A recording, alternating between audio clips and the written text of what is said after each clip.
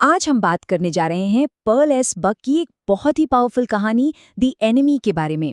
ये कहानी एक ऐसा सवाल खड़ा करती है जो जितना द्वितीय विश्व युद्ध के समय जरूरी था उतना ही आज भी है।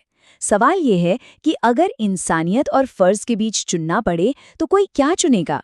जरा सोचिए, जंग का माहौल है और आपका एक कट्टर दुश्मन, एक ऐसा सैनिक जिसे आपको मारने की ट्रेनिंग दी गई है, वो आपके दरवाजे पर बिल्कुल मरने की हालत में पड़ा है। क्या करना चाहिए? यही वो मुश्किल, लगभग नामुमकिन फैसला है जो इस कहानी के हीरो डॉक्टर सदाओ को लेना पड़ता है।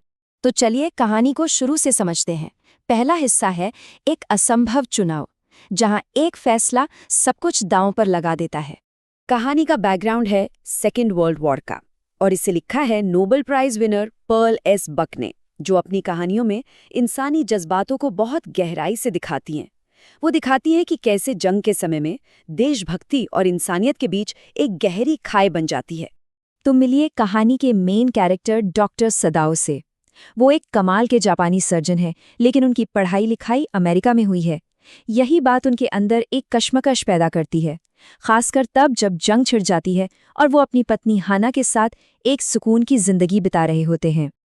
और फिर एक दिन उनकी दुनिया हमेशा के लिए बदल जाती है।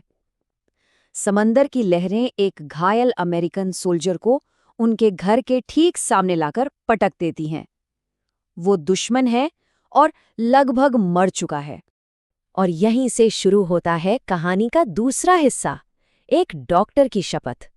डॉक्टर सदाओ का असली संघर्ष अब शुरू होता है, जो बाहर की दुनिया से ज्यादा उनके अंदर का है, फर्ज बनाम इंसानियत। अब देखिए, ये जो कश्मकश है ना, ये उनके दो फर्जों के बीच की लड़ाई है। एक तरफ वो एक डॉक्टर हैं, और डॉक्टर की शपथ क्या होती है कि भाई किसी भी हाल में जान बचानी है, चाहे वो कोई भी हो। और दूसरी तरफ वो एक देशभक्त जापानी नागरिक है, और एक देशभक्त का फर्ज क्या है? यही कि दुश्मन को पकड़कर अधिकारियों के हवाले कर दो, जिसका मतलब था लगभग पक्की मौत। इस भारी दुविधा के बीच वो दोनों एक बहुत बड़ा और हिम्मत वाला फैसला लेते हैं, ये जानते हुए भी कि उन्हें देशद्रोही कहा जा सकता है, सजा हो सकती है। वो और हाना उस सैनिक को अपने घर के अंदर ले जाते हैं। उन्होंने इंसानियत को चुना था। और ये कहानी का एक बहुत ही पावरफुल मोमेंट है। आखिर में उनके अंदर का जो डॉक्टर था, वो उनके अंदर के नागरिक पर भारी पड़ गया। उनकी प्रोफेशनल एथिक्स, उनकी डॉक्टर वाली शपथ राष्ट्रवाद से ऊपर उठ गईं। अब आता है तीसरा हिस्सा, देशभक्त का बोझ। इंसानियत को चुनने की एक कीमत होती है, और सदाओ को बहुत जल्द इसका एहसास होता है। और इसकी पहली कीमत होती है अकेलापन।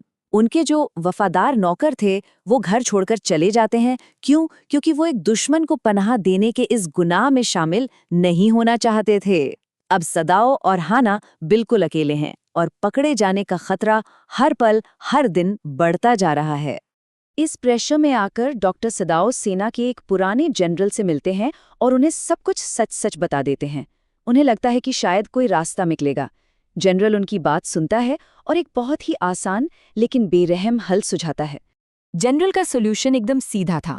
वो कहता है कि वो अपने पर्सनल हथियारों को भेजेगा, जो रात में चुपचाप उस अमेरिकी सैनिक का काम तमाम कर देंगे। प्रॉब्लम खत्म। सदाओ के लिए ये एक अजीब सी राहत और बेचैनी दोनों लेकर आता है। लेकिन पहली रात गुजरती है, हत्यारे नहीं आते। फिर दूसरी रात, कोई नहीं आता। सत्ता का जो सिस्टम इतना बेरहम और इतना एफिशिएंट लग रहा था, वो असल में बिल्कुल लापरवाह निकला। तब जाकर डॉक्टर सदाओ को एहसास होता है कि इस लड़ाई में वो बिल्कुल अकेले हैं। और अब कहानी का चौथा हिस्सा, इंसानियत का एक कार्य। जब सिस्टम फेल हो जाता है, सदाओ फैसला करते हैं कि अब उन्हें ही अपनी अंतरात्मा की आवाज़ सुननी होगी। अब सदाओ सिर्फ उस सैनिक की जान नहीं बचा रहे, बल्कि उसके भागने का पूरा प्लान बना रहे हैं। वो उसे एक नाव देते हैं, उसमें खाना पानी रखते हैं और सिग्नल देने के लिए एक टॉर्च भी देते हैं, और उसे पास के एक द्वीप पर जाने के लिए कहते हैं, जहां से वो बचकर निकल सकता है। ये कदम उठाकर उन्होंने अपने अंदर चल रही लड़ाई को हमेशा के लिए सुलझा लिया था। उन्होंने एक डॉक्टर या एक नागरिक के बीच चुनाव नहीं किया, उन्होंने एक इंसान बनना चुना, और सिस्टम पर भरोसा करने के बजाय अपनी नैतिकता पर भरोसा किया। तो इस पूरी कहानी का मतलब क्या है? पांचवा और आखिरी हिस्सा, सच्चा दुश्मन कौन है? ये कहानी हमें दुश्मन की परिभाषा पर ही सवाल उठाने को मजबूर कर देती है। इस कहानी में कई गहरे मतलब छिपे हैं।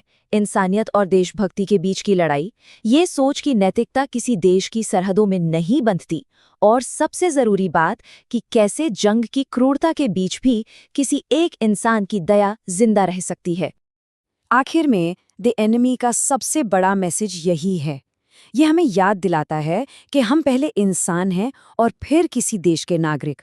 राष्ट्रीयता और जंग की लकीरें तो इंसानों ने बनाई हैं, लेकिन दया और इंसानियत वो तो यूनिवर्सल हैं। और ये कहानी हमें एक बहुत बड़े सवाल के साथ छोड़ जाती है कि जब भी टकराव का, संघर्ष का समय आता है, तो हमारी असली वफादारी किसके लिए होती है? क्या अपने देश के लिए, अपनी मान्यताओं के लिए, या फिर पूरी इंसानियत के लिए? ये एक ऐसा सवाल है जिसका जवाब शायद हम सबको अपने अंदर ही खोजना होगा।